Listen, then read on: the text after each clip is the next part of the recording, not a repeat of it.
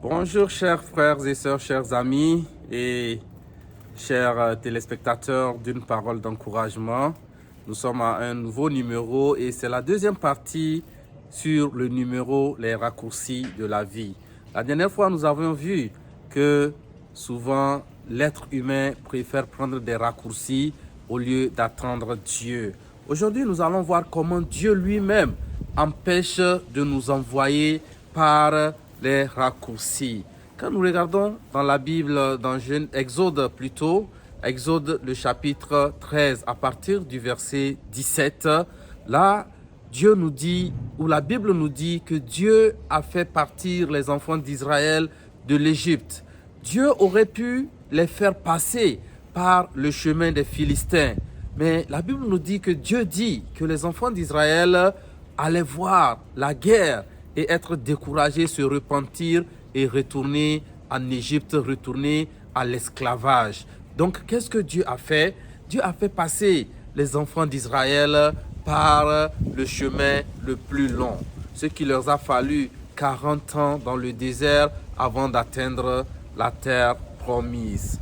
Chers amis, chers frères et sœurs, le chemin le plus long, Dieu nous fait passer par cela, souvent parce que nous avons beaucoup de choses à apprendre. Par le chemin le plus long, nous apprenons la patience, nous apprenons plutôt la persévérance. Il faut que dans la vie, pour que nous réussissions dans notre vie, pour que nous réussissions dans nos affaires, pour que nous puissions être prospères, que nous puissions passer par un temps de formation. Et ce temps de formation, ça passe par le désert, ça passe par la jungle, ça passe par des endroits où nous apprenons à dépendre de Dieu, à savoir que nous ne pourrons rien faire sans l'aide, sans la main de Dieu.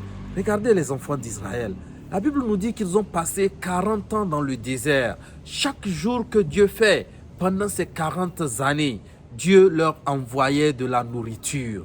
Quand ils se réveillent le matin, ils vont ramasser la manne qui tombait du ciel et ils faisaient beaucoup de mets différents avec cette manne-là. Dieu pourvoyait à l'eau qu'ils buvaient dans le désert. Et ce qui m'a beaucoup encouragé dans la marche de ces enfants d'Israël dans les 40 ans-là, c'est que la Bible nous dit que leurs habits ne s'est jamais déchirés et que leurs chaussures ne s'est jamais usées sur leurs pieds.